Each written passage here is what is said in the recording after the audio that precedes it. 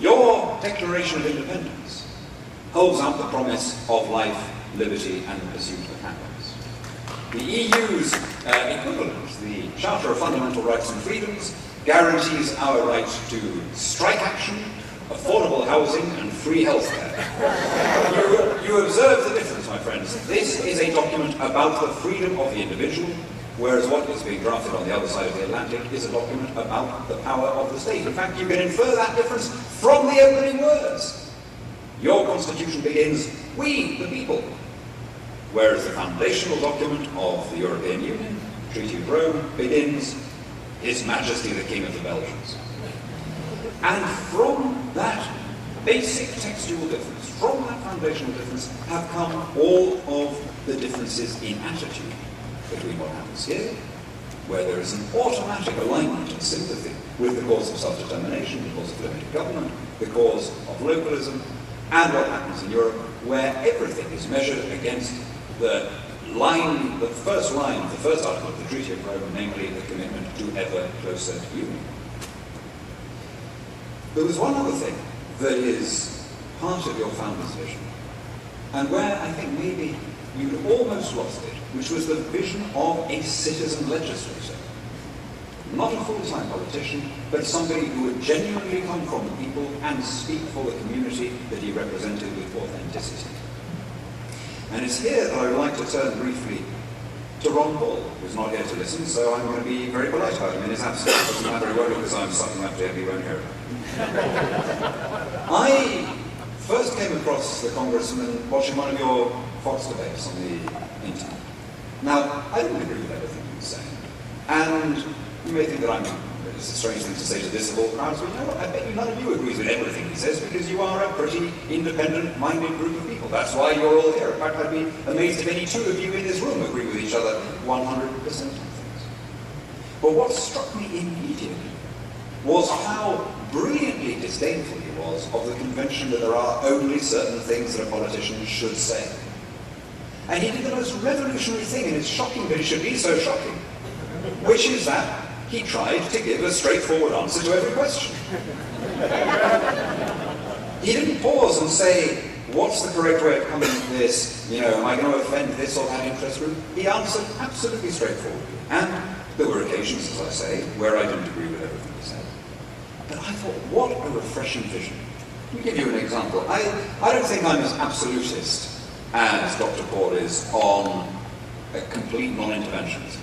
I don't take the view that he does that all foreign entanglements are wrong. On the contrary, I'm an Anglosphere man. I regard the alliance of free English-speaking nations as the happiest geopolitical fact of our era. And I'm very grateful to this country for the role it played in defeating first Nazism and then the Soviet tyranny.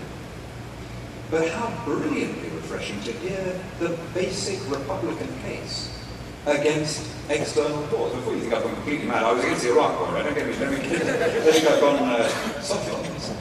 But how wonderful, how rejuvenating to hear not the tired old arguments about, you know, it's all big oil and it's all people getting, but the basic case that semi-protectorates, overseas garrisons, are expensive.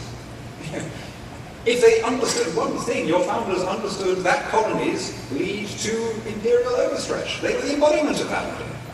They knew that maintaining these colonies around the world leads you to have ungrateful and draining, costly leeches sucking on the body politic. And worst of all, an aggressive external foreign policy leads to a diminution of freedom at home. Your founders understood, and I think the Republican Party understood from its earliest days, right up to Taft in the 1950s, that there is a contradiction between, in Russell Kirk's phrase, between an American republic and an American empire.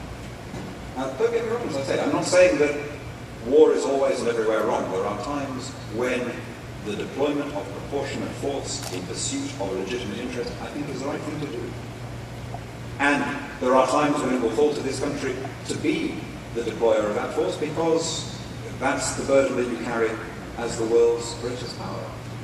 All I say is that It's like what the Book of Common Prayer says about matrimony. You know, you should do it not lightly or wantonly, but rather soberly and reverently and in fear of God. It is not something that you wander into without properly thinking it through.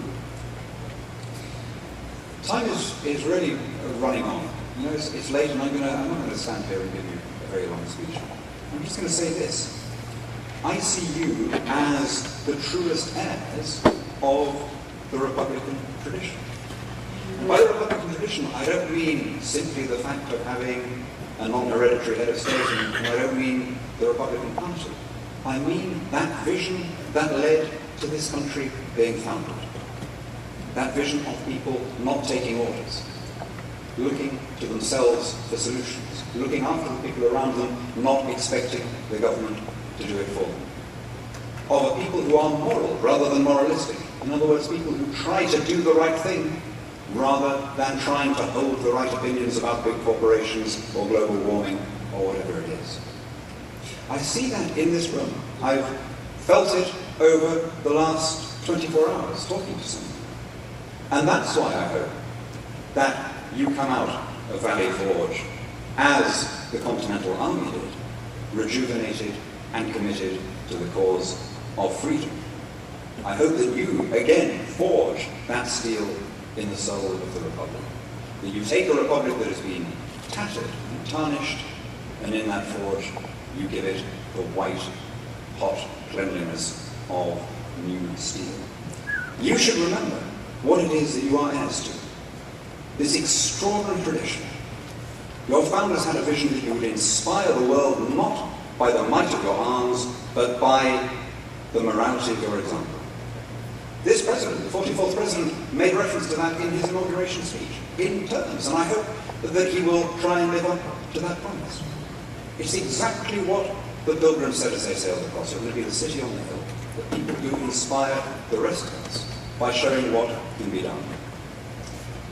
Thomas Jefferson, when he was looking up at the sky and admiring things, he made a very bold prediction. He said there's going to be an enormous migratory flow this way across the Atlantic, from the old world to the new. But there's going to be very few who make the return journey. Well, how spectacularly that came true, in a way that your third president couldn't possibly have envisaged. But why did he think that it would happen? He wasn't a chauvinist, Jefferson. He didn't think that there was some peculiar property in the American soil or the American genes. Well, he was a bit patriotic about the sky, but it wasn't that he thought that there was some intrinsic quality in this part of the world. Rather, he believed that your system of government would serve to inspire others. And again, how spectacularly that came true. The promise of your Constitution, that vision of power dispersed, of power not being concentrated, of decisions being taken at the lowest possible level, ideally by the individual citizen, or failing that, by the lowest possible unit of government. That didn't only serve to make you rich and free and successful. It also drove your fathers to carry the promise of freedom to other continents. So let me close with a heartfelt implication.